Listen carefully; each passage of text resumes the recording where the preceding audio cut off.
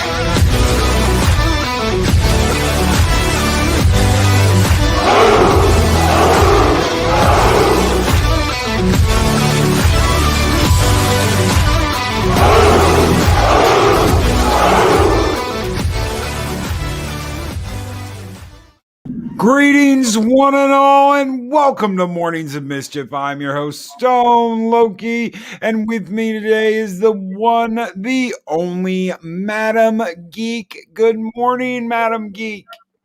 Good morning. Thank you for having me today. Thank you so much for being here, and a big good morning to Mexican Iron Man and Fat Steven Seagal. Mexican Iron Man sent us a $5 super chat and says, "No trigger Wednesdays." Good morning, Mexican Iron Man and Fat Steven Seagal. Beat up Twitter. Sent a $2 Canadian super chat. Light those fires. Ow! Ow! Hail, Loki and mods. Good morning, you two. Thank you so very much for being here, and we'll give you a little Asda. Skull! God, I want to punch an old woman in the face! Yes! What a way to start off. Women of the fandom. Jester of Sin, good morning. Mags, good morning. Smoking Wraith, good morning. Catman, DD Myers, good morning. Brightest day, greetings. Sit Room, Eric O'Sullivan, good morning and greetings. Colin P. Smith, Humor and Waffles, Adega Outlaw, Mexican Iron Man, Mags, good morning, everyone. Good morning, big good morning to Lady Mist, the guardian of the void, if she is still here. Good morning, Lady Mist. We hope you have a wonderful Wednesday. Pat S., good morning, everyone. Mark the Infinitely Tired, Purple Valkyrie, Chris Persia, the Bash Brothers and the Valkyrie are here. Good morning, guys. Good morning, Kronos, Robert Pearson. I hope you all are having a wonderful morning. Heck yeah. And you know what? I'm so excited that I get to start this Women of the Fandom off with Madam Geek. I'm so excited. And really quick, Rod Thunderheart with the $2 Canadian super chat. Hey, Loki, I made it. Thank you so very much for being here, Rod Thunderheart, brother. I am so glad you made it. Skull!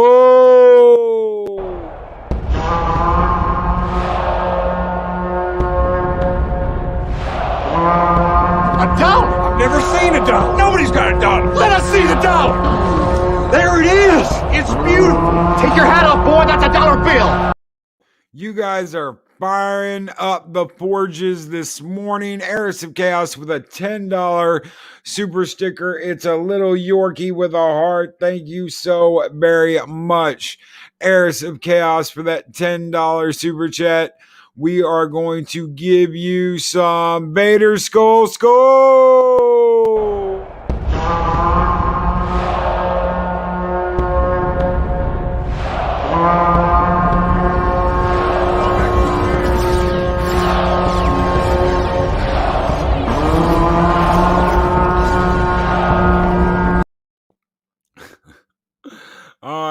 You guys are killing me this morning. Thank you so very much.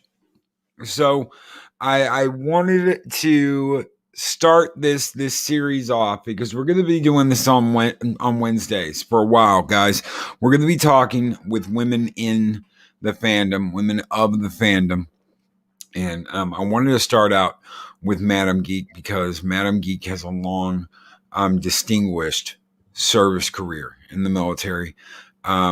My family was a military family. I grew up in the military. I joined the military, and you are the not only the partner of NB Geek. You are the general of the household. Yes. Well, if you ask him, he would say, yes, I run the house. And how did you first like step foot in a fandom, whether it be, Star Trek, Star Wars? What was the first really thing that you geeked out about, Madam Geek? With Star Trek, I have more of a love for Star Trek than Star Wars. No haters. Probably because my memories of Star Trek go back to being a teenager, and Saturday nights, my dad and I would watch Star Trek. It was something we do. And so I have more knowledge of Star Trek and the episodes, the Next Generation I'm talking about here, Next Generation. I just really loved the characters, and I liked Beverly Crusher and Wesley, and I just really fell in love with all the cast members and the storyline. Yeah, but every Saturday night, Dad and I, we watched Star Trek, and it was some good times, good memories. So I kind of had that experience as well. When I was a little kid, my dad would be off on an aircraft carrier, and when he was home, I'd get to stay up late. That was like the thing I got to do. I got to stay up late with him and watch Star Trek. And my mom would freak out because, you can't keep the boy up late, but we were watching Star Trek together. Do you think that it's the reason why you still remember that is because of the family bond, or was it just the first thing you really loved like that? Probably the family time. My dad worked in the factory, and he worked long hours. And so that was his way of spending time with me and my brother and sisters. So yeah. I have fond memories of my dad when I was a kid and everything, and I'm very fortunate that he's still alive. And but yeah, I mean, when I think back of my dad, he didn't spend a lot of time with us because he was in the factory working, but when he was home, he made sure to make it count. And so yeah, Saturday nights it was Star Trek. And I think that was followed by back then Dr. Quinn, Medicine Woman. And I think then we had Texas Ranger with his name is escaping me. Chuck Norris. Chuck Norris. Yeah. Okay. Yeah, I think that was the lineup back then on Saturday night. So yeah. So and the Guiltmen. Oh, go ahead. But yeah, there's some good memories. And the Goatman just tipped $4.99. Goatman, if you have something you would love to say, please, I'll highlight it and say it. You left the tip, but you didn't say anything. I would love to read something off that you have to say. Thank you so very much, Goatman, for that $4.99 super chat. Score!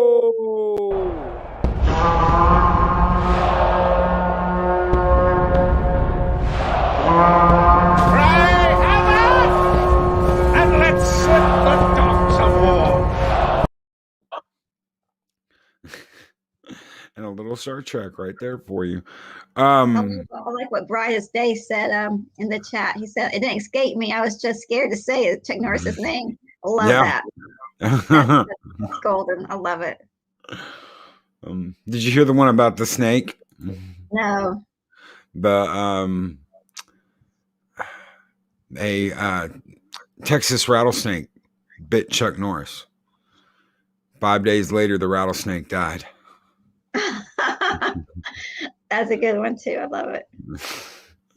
That's an old one. I remember I used to know so many of the Chuck Norris, like a whole list of Chuck Norris jokes Yeah, back in the day. but back then Chuck Norris was the guy, man. I mean, of course, all those actors are getting older and what have you, but yeah, I mean, back then they were the big names. Yeah, you had Steven Seagal, you had Chuck Norris, you had Jean-Claude Yeah. Van Damme, you had Yeah. But yeah, I just, I mean, when NB was rewatching Star Trek: The Next Generation, and some of the episodes we were watching, I was like, wow, this was really groundbreaking with what they were talking about. You know, with certain topics and things like that. And get on my soapbox for a minute, you know, in this day and age, people are like, oh, we need this, we need that, women's rights, women's movement, blah, blah, blah. I'm thinking, man, where have you guys been? If you look back on Star Trek and some other sitcoms, they had already talked about these issues. And so, yeah, I mean, if you really look back at Star Trek, they did have different topics they addressed. Yep. That, yeah, and what have you. Pat Steven Seagal beat up Twitter with $2 Canadian super chat. You still have me. I'm still an action buffet star. Oh, thank you so much for still being an action buffet star, Pat Steven Seagal. No one hits that buffet like you do. Skull!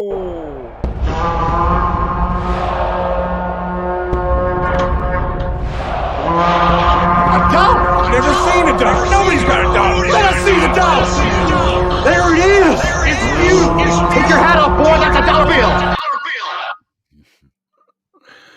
Oh my Lord. So, you brought up the fact that Star Trek had done a lot of the stuff that they're doing now. Would you be surprised to know that because of certain political leanings that were going on, 4 years ago, and a certain person that won the election brought up a lot of things in Hollywood that they wanted to speak out against, in their opinion, that were going on. And the way they wanted to do that was to insert their politics into everything they were coming out with, including Star Trek and Star Wars and everything else.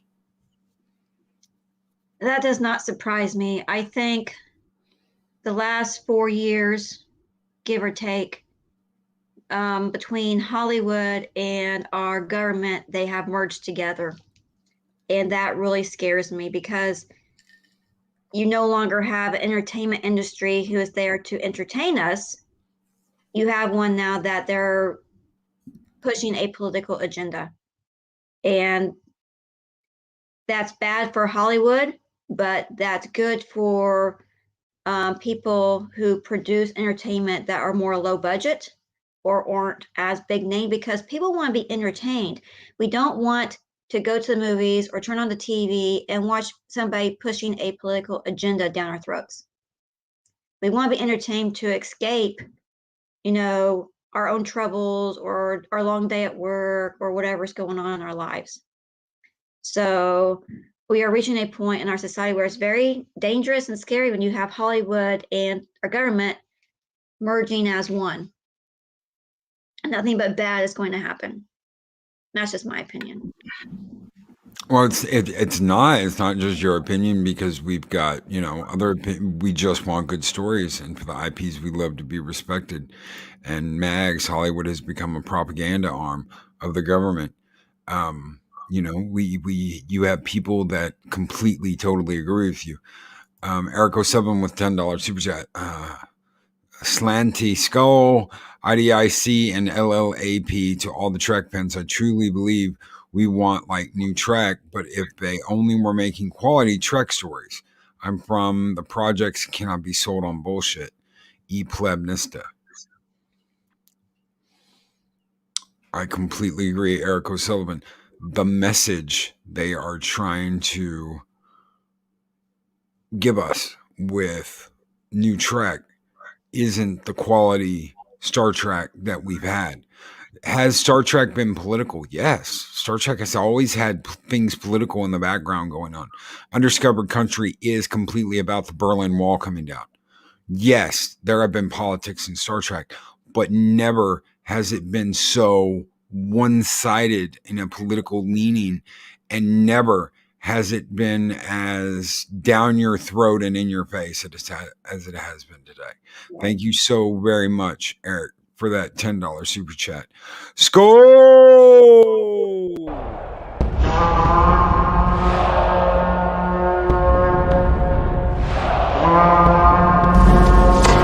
Long live the fighters!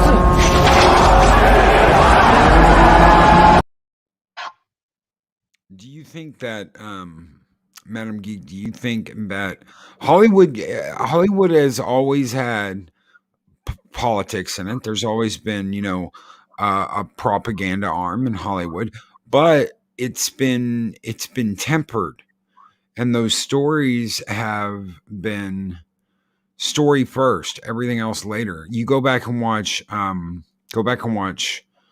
the first Rambo, the very first Rambo.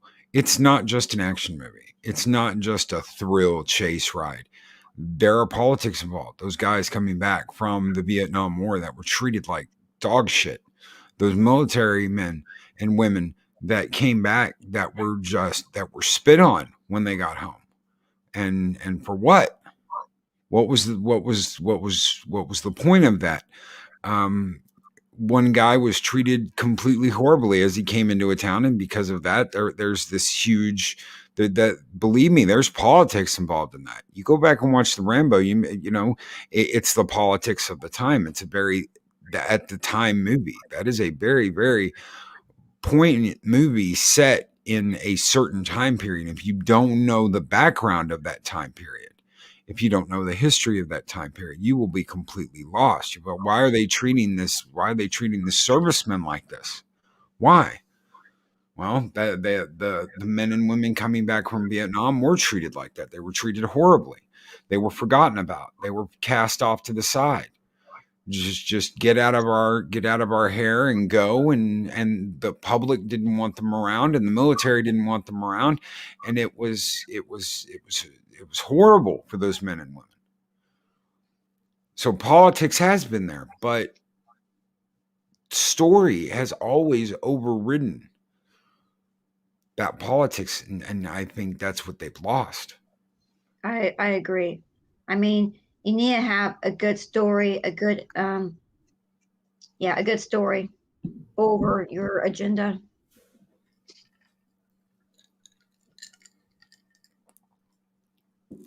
What would you like to see change in everything that's going on? What would you like to see change? If you could change something in Hollywood, change something with the way they're doing things, what would you do? Oh boy. That's a pretty loaded question. What would I change? I think Hollywood has forgotten where they have come from. You just don't wake up one day and are a famous actor or actress or producer.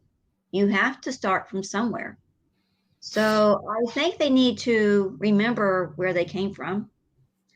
And I think they also have lost touch with reality with the rest of the country on what the rest of us are going through. I think if they got out of their mansions and their luxury apartments and condos and what have you, and actually talked to the real Americans, they would hopefully have a different tone in their voice. The only series that I really enjoy watching that has a really good story and does not have a political agenda is Cobra Kai. I really enjoy watching that. It's entertainment. You don't have to watch the movies to know the story. Another series that was really good writing was The Queen's Gambit on Netflix. That's a good story. No political agenda. It's just a good story. And if I was going to fix anything, they just need to remember where they came from, Go back to good story and good entertainment. So. Yeah, I completely agree with you with Cobra Kai. When I first saw Cobra Kai, and I'm old school Karate Kid. I'd seen all the Karate Kid movies when I was a kid. It was like required reading growing up for me, because anytime anything would happen, that would get thrown in the VCR and say, "You're watching the Karate Kid." So Mr. Miyagi, Daniel's son. But you can step into that. You can step into that show without having seen the original movies. You can even go back later and watch the original. Oh, so that's what happened. So that's who this. Oh, sorry. But they show you along the way. They do. They show you this relationship between Johnny and Daniel, and what happened. And I hadn't thought about it from that perspective of, if I hadn't seen the movies. Watching this, you would think, in the beginning, Johnny got really robbed. Johnny got treated horribly, and Johnny was giving it just as good as he got. You can't, don't ever feel bad for Johnny. Johnny gave as good as he got, but Daniel wasn't the victim that Daniel played himself out to be either. Yes. I mean, when that first season came out, I had binge watched it, and I had told my husband, "Where are you at? Where are you at watching it? Are you done yet?" He's like, "Oh," I'm like, "You have to." I want to talk about this because, like you just said, I didn't look at the movie in the same light. I totally changed my perspective of this movie. That's why I just love it. That's when you take a franchise and you have good writers and you honor the past and you honor the story and you just have excellent writing. I mean, if I was to give out an award for best spinoff, it would go to Cobra Kai for best spinoff, because that's how you do it. So Hollywood, if you're listening, that's how you do it. You honor it and you just expand on it. It's so awesome. I completely agree. And MB Geek, let's talk. Speaking of your husband, with the $5 super chat, when SJW saw the breadth of geeks nerds, they wept, for they knew this culture that could not be conquered. I completely agree. MB Geek, thank you so very much for that super chat. And score!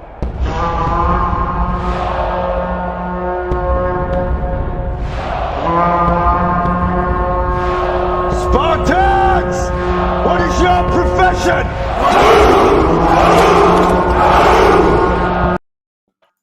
Mexican Iron Man, hashtag Daniel the villain. Is that something you mentioned, that you were like waiting for your husband to finish watching? Is that something that you guys do all the time? Because I can see that. I mean, like you got to binge watch it before he did, and you're waiting because you want to talk about it, and that's good. That's good storytelling too. When you have that water cooler moment where you're like, I want to talk about it. That's really good storytelling. This started when I went to Afghanistan, where I was reading this series of books called 299 Days. And if anybody in the chat or is listening wants to read these series of books, 299 Days is about an economic collapse of America. So I was in Afghanistan. I started reading these books, and I told my husband, "You have got to read this series." So he picked it up. So I'd read some, he'd read some, we discuss. So that's where our tradition started, and we kept it going. So then we also saw previews a couple years later for the movie Ready Player One. Yes. And I had picked up the book, and my husband's like, "You picked up a sci-fi book?" I'm like, "Yes, I did." So he's like, "Okay." So he downloaded the book, and I said, "Let's just read one chapter a day." And so it's kind of funny because I'm a slow reader, and my husband is like a speed reader. So he called me. He's like, "Where are you at?" I'm like, "I'm still on chapter 1." He's like, "Well, I'm going forward with it." I'm like, "Okay." So once we got to the same stopping point, we'd read, discuss. And then the movie came out, and we were so disappointed with the movie because the book was awesome. But my children love the movie. Okay. And I recently found out there's actually a book 2 to the book one. I haven't purchased that yet. So yes, it is something my husband and I do, where we read something or we watch something and discuss. Because I was in Turkey for a year and I was watching Netflix. I was like, okay. And I saw this same advertisement come up for the 100. I thought, okay, what the hell is this? So I started watching it and I was hooked. So I told my husband, I was like, you have got to give this a shot. And my husband isn't a really big fan of CW because they're really big on pushing a political agenda. Yes. I'm like, just give it 2 or 3 episodes. Just give it 2 or 3 and then let me know. Well, he finally did. He's like, oh my God. I was like, yes, I know. It's an excellent story. So yes, this is something I guess my husband and I do. We do our own little kind of like book video club thing where we read something or we watch something and we discuss it. And yeah, I enjoy it because we either both love something or we like, no, I don't know about that, or no, I agree with you. But yes, it is something we do. I guess it's kind of like our way of bonding.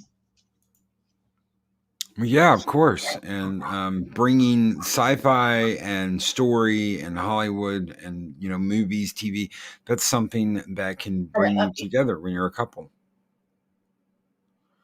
I agree. Hold on a minute, okay? Be right back. No problem. That is something totally that can bring you together.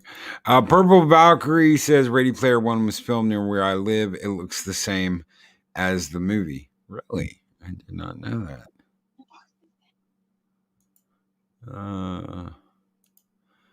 Eric Sutherland says it's what the new fans accuse us of. Ready Player One is a gatekeeper's handbook. Is what? Gatekeeper's handbook. Oh, that's a bunch of bullshit. You know what? They're hello. Rod Thunderheart sent in a $3 Canadian super sticker, and it is a plum saying fist bump, fist bump, fist bump. Thank you so very much, Rod Thunderheart, for that $3 super sticker. Skull!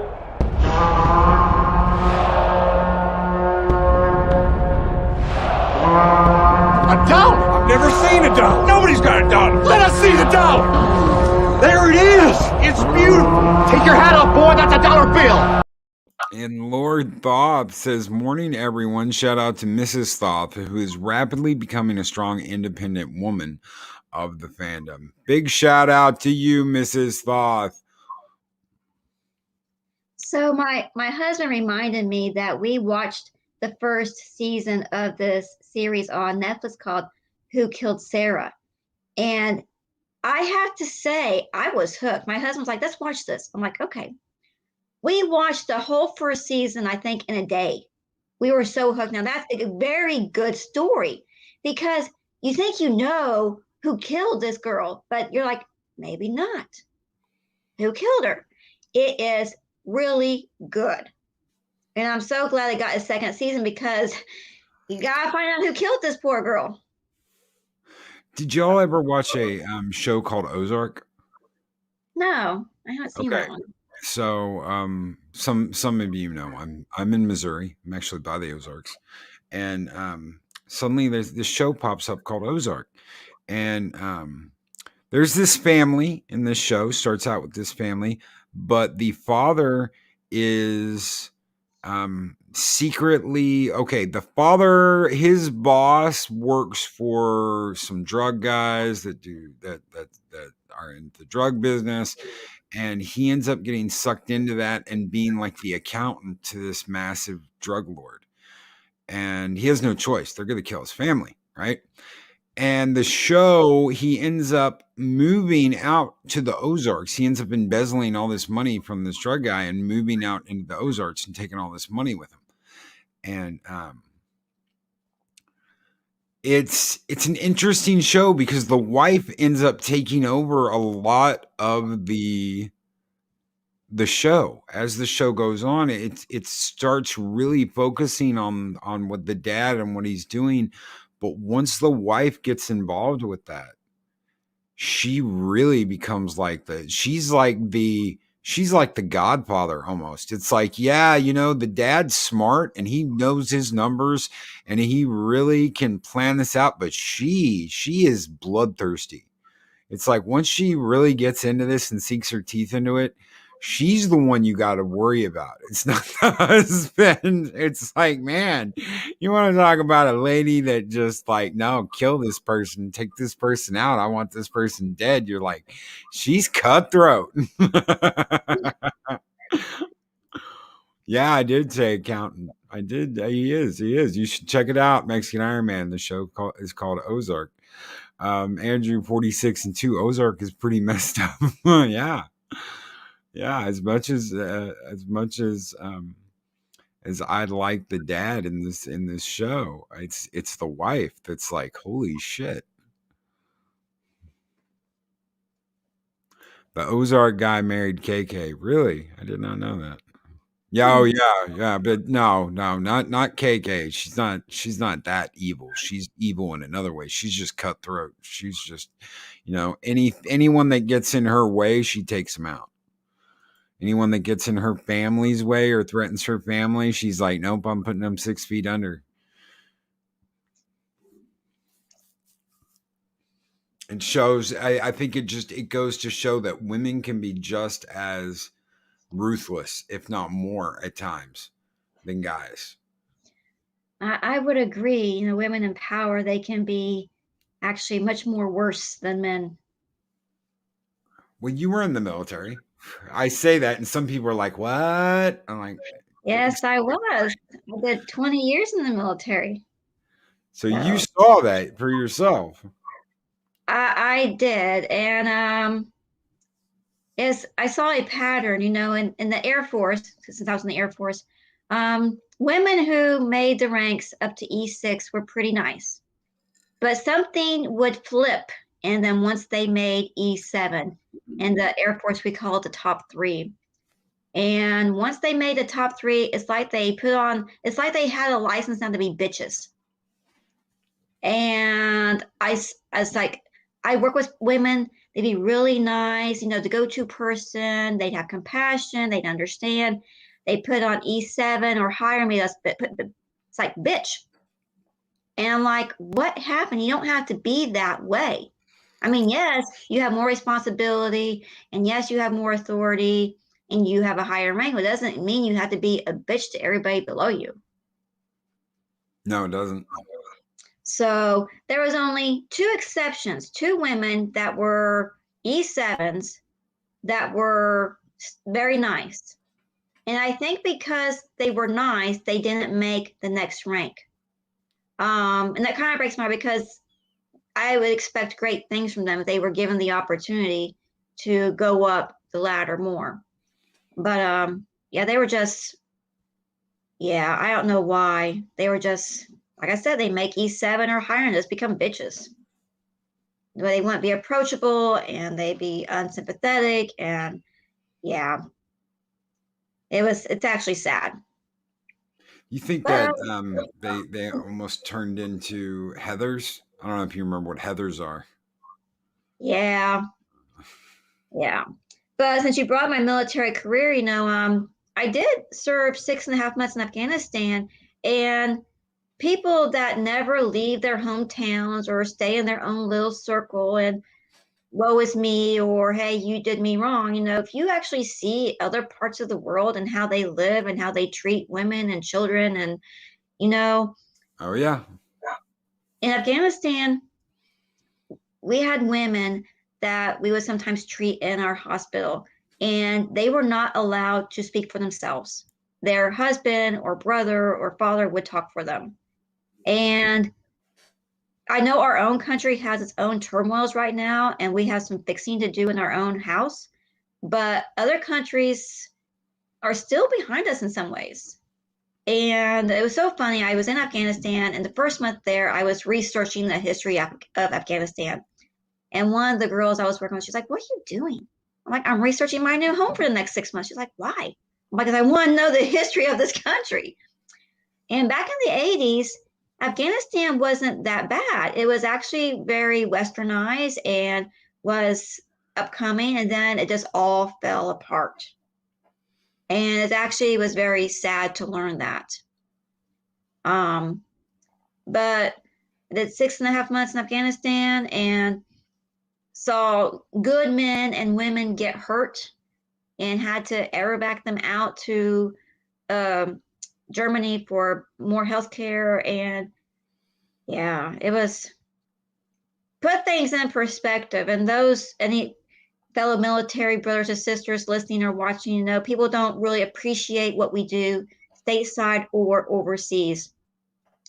And it just tears me up inside when you have these older people or younger people say, oh, our country needs to fix this and this and this. Well, yeah, we have things to fix, but we also do have a great country. You know, you have the power to pull yourself up. I mean, you can have your own business, you can go to school. I mean, the financial aid and is all out there. You have to hunt for it. You have to be willing to work for it. Yeah. So would you be surprised if I told you that I knew a woman, I still know her, and she was like, I mean, one of the most bright and shiny people I've ever met. When I say bright and shiny, I mean this woman just bounced off the walls and right into your heart. She was absolutely wonderful. And then she got married. And this is not someone in a country too different than ours. They're, you know, across the pond, very very civilized, just like we are.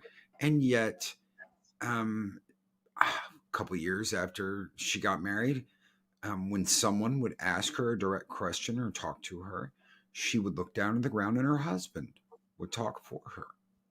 Oh. And eventually, yeah, oh yeah, I'm not kidding. This is not something that happened, you know, in a war-torn society like Afghanistan. This is something that, you know, just right across the pond. This is in the UK. And she would look down at the ground and he would talk for her. And whenever she went to the doctors and she was asked a question, she would look to the ground and he would talk for her. And this bright and shiny woman that would just bounce off the walls and straight into your heart was suddenly silenced. And eventually it came to a boiling point, and he ended up crying like a little bitch in the fetal position while she left. She finally got enough fire back in her system to be like, no, I'm not gonna be treated like this. I'm not gonna be talked to like this. I'm not gonna be done like this. This is one of the strongest women that I know, and she kicks absolute ass. And she is the same person that created the dragons that we have here behind us in this picture right here. She's the artist that kicked ass and came up with the art that we have on this show.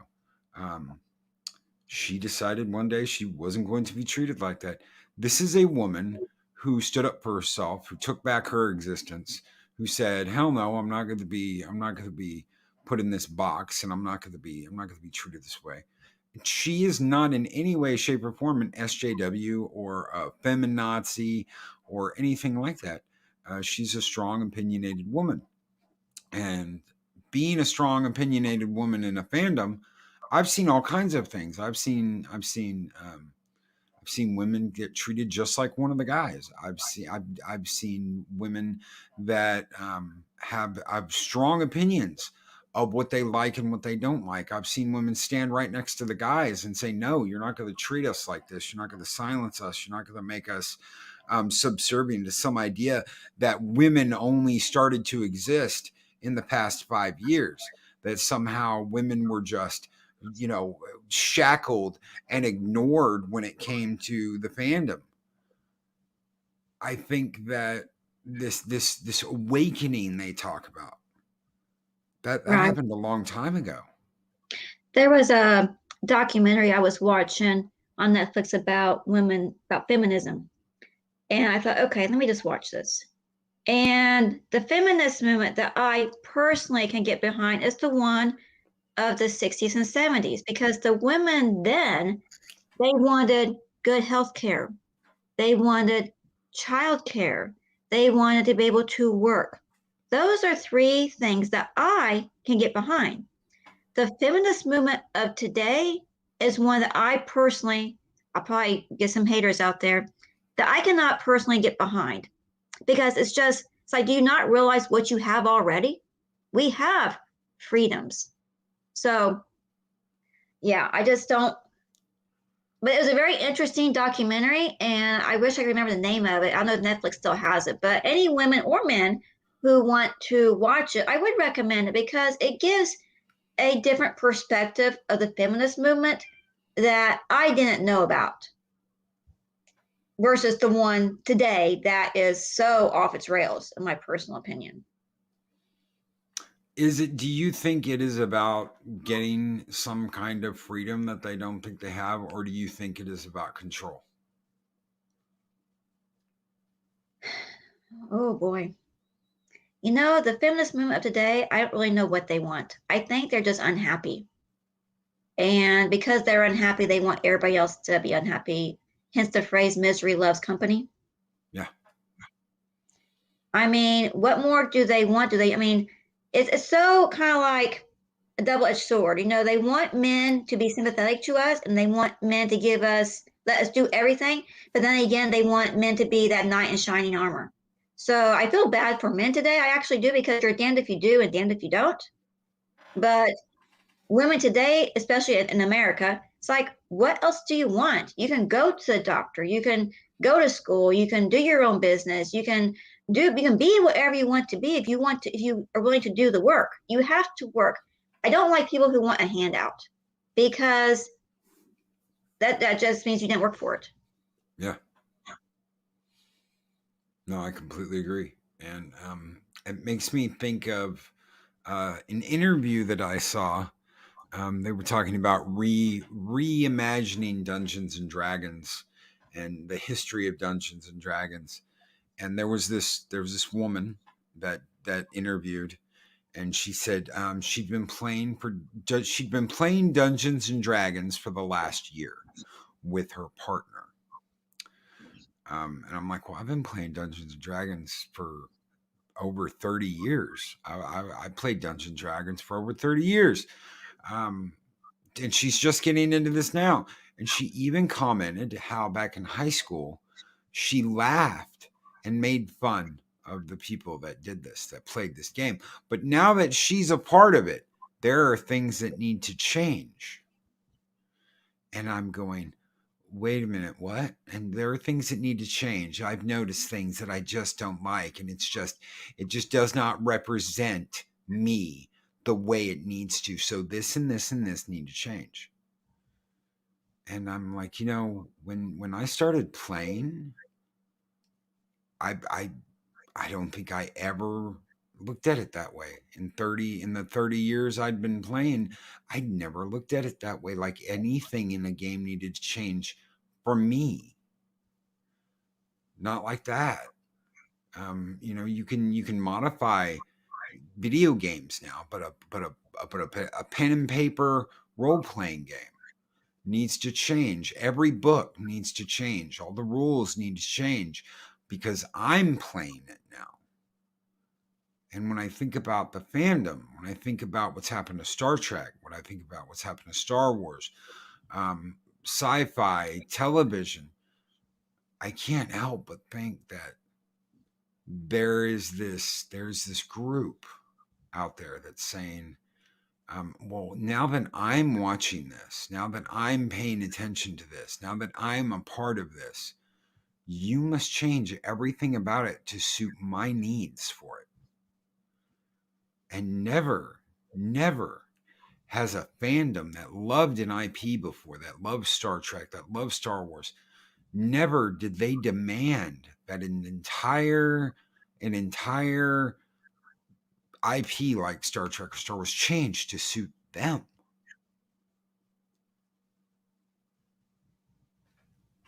And Purple Valkyrie hits the nail on the head. This isn't yours now. It must change to suit us.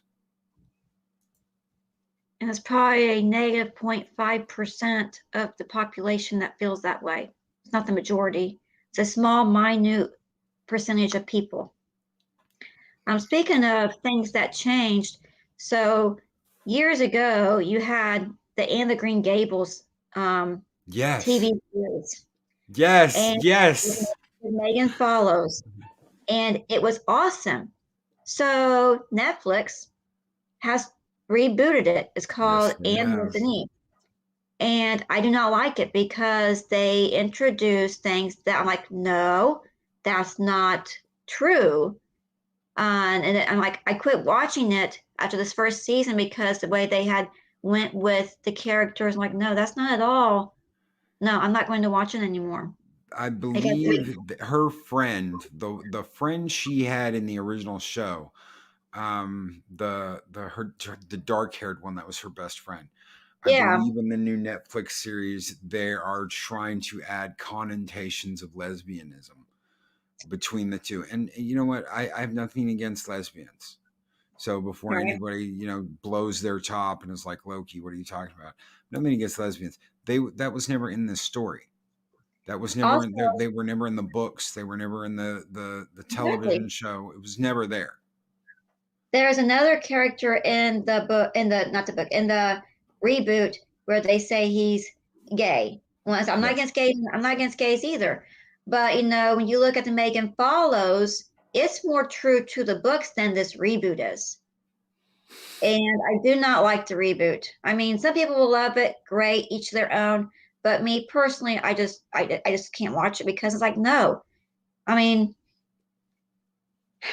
I look at it this way. I'm gonna get on my soapbox again. If you're a lesbian, gay, bisexual, I don't care. I'm happy for you. Just don't get mad for those who don't agree with it. If that's what you're happy with, great. Don't get mad at the rest of us if we don't want that shoved in our face. And Mags with a $5 super chat, Loki, it's because now they can't monetize issues anymore. So they have to manufacture something in order to suit them. Fake geeks, fake feminism. I could not agree more, Mags. Thank you so much for that $5 super chat. Skull!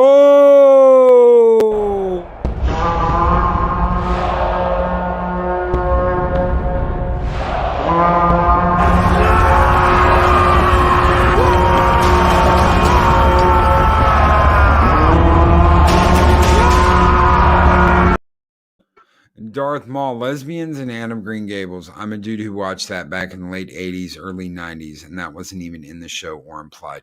No, it wasn't. But of course, you've got showrunners that, oh, well, we're going to add this, and oh, wouldn't it be neat if this was this? And you know what I always took from that? I always took this instead of learning what the writer was talking about, instead of sticking to the story that was presented. Things must change. Dave G. Sound, if you ask them why they don't just make up their own IP instead of changing and establish one, they would respond, nobody would like it. So instead, we end up where we are. And we are proving them wrong, Dave G. Sound, with shows like Invincible. I've been watching Invincible. I absolutely love the show Invincible. It's one of I think the best shows that are going to be we're going to get this year, and they're doing something their own way. They have characters that are certain tropes like superhero characters, but they aren't the superhero characters we know. So instead of taking Wonder Woman and making her something she's not, instead of taking Superman and doing it, instead of taking Batman, they are making whole new characters that are kind of like that, but totally different in their own way, doing their own thing. So there are people out there listening saying, the public wants this thing that's different. So let's not take what they've known and loved and make it different. Let's do something new that's familiar enough that they will recognize it, but do our own story.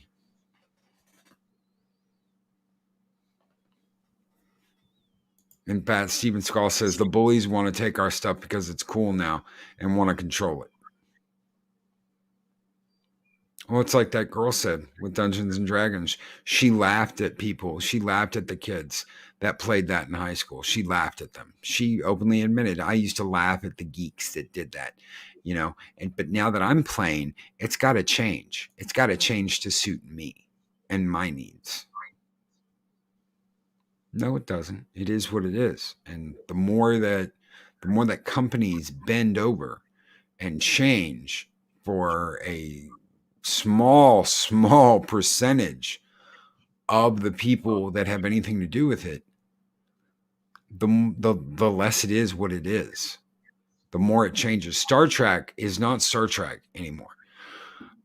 Ask any of the old school Trekkies what do you think of the new Star Trek? It's not Star Trek. It's Star Trek in name only. Would you agree with that, Madam Geek? Yeah, are you talking about the new Star Trek that's out now? Yeah, like Discovery and Picard. In name only Star Trek. I did try to watch Discovery, and I just couldn't get into it. It was too dark, and I didn't really like the story. And then Picard, I watched the first episode with that, and it just didn't get my attention either. So once again, I like good story, and yeah, it's not the same.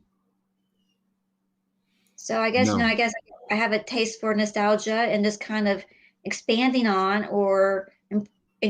what's already been done. But yeah, I just couldn't get behind those. So sorry if anybody out there loves it. I just couldn't get behind those two. No, I don't know anybody here that does. If you love STD, by all means, say, throw it out there in chat. But I don't think you're going to get many that are going to say they really are stand behind the new Star Trek, because unfortunately it's not Star Trek. It's Star Trek in name only. Valiant Renegade with a $5 super chat says, we have plenty of women in fandom. We just need more of them speaking up. Great show concept, Lovey. I think he's talking about you, Madam Geek, speaking up this morning. Oh, well, thank you. Thank you so much for that $5 super chat, Valiant Renegade. You guys keep the fires burning bright here in Valhalla. Skål!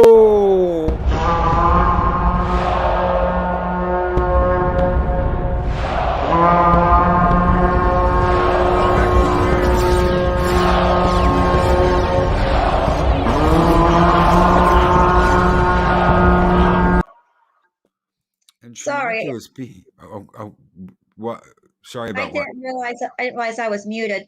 But STD and the other one, Picard. I just couldn't get behind those. They didn't. I tried watching them, but the story just didn't catch my attention. Oh no, you weren't muted. You weren't muted. We heard that. It only mutes when I play like one of those little clips for the skulls. Okay. Yeah. Oh, okay. And Chinoculus Peace, I love what he says here. The beauty of femininity and the nobility of masculinity are both subverted by these social engineers, in my opinion. I agree. I completely agree. Thank you so very much for being here this morning, Madam Geek. Someone asked me, why are you going to do a women of the fandom? And I said, because we have women in the fandom, and we have been accused of making them, pushing them to see our point of view, pushing them to speak out and talk about the talking points that we put out. That is not true. Women of the fandom love their IPs. They love Star Trek, or they love Star Wars, or they love Firefly, or they love Anna Green Gables. They love the shows that they love. They love the entertainment that they love. And they have just as much right to speak on that as we do. I encourage more women to stand up and take to the microphones and say, no, I love Star Trek. If you don't like the new Star Trek, say so. Don't be afraid to say something, because someone might say, well, you're only saying that because your husband says that, or you're only saying that because you're a member, you're part of the patriarchy. You've got no, your opinion is your opinion, and you have a right to it, just like we all do. And Adega Outlaw says, thank you, Madam Geek. Well, it's been a pleasure being here today, and I've enjoyed talking about the topics that we talked about today. So did I. And hopefully, I know that I'm going to be doing some other panels in the future. We've got more women in the fandom coming up in the next couple of weeks. That will be on Wednesday. This will be a recurring show. And I would love to have you back on at some point on a panel where I'm talking about Star Trek. I know you don't like the new Star Trek, but if we did something like a retrospective on TOS or TNG or something, I would love to have you back. Absolutely. Just let me know. I will. Thank you so very much. And before we get out of here, MB Geek Let's Talk has a $2 super chat. SJWs of the Borg. Valhalla is species 8472. Thank you so very much, NB Geek Let's Talk. You guys keep the fires burning bright here in Valhalla. Skål!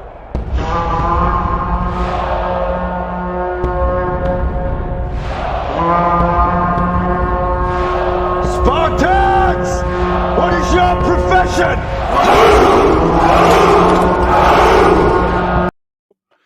And Mag says, thank you, Madam Geek. You've got a lot of thank yous going out there. I know Purple Valkyrie said thank you. I think Mark Dampley tired. Where was a day? No. Brandon Wolf. Yes, thank you for being here today. Great show. Hashtag blame Loki. Thank you so much, Madam Geek. We will be back later tonight with some gaming action, with some video games. I originally was not going to do another Dead or Alive Extreme 3, but we got the new Scarlet edition in yesterday in the post, and Scarlet's translated, ladies and gentlemen. So we've got subtitles. Yay, I don't have to manually translate what's on the screen with my phone. So we're going to check that out since it's so much easier to navigate and so much easier to do. So we will have some Dead or Alive beach volleyball coming to you guys tonight, me and Purple, on the PlayStation 4, 6 p.m. Central Standard Time. That is 6 p.m. Central Standard Time. There won't be a alert until we go live because it will be set up on the PlayStation. It's all about the sport. Purple Valkyrie right there. Boom, volleyball. It's all about the sport. We're gonna kick some butt in some volleyball. Everyone, take care. Have a great Wednesday, and we will see you guys later tonight.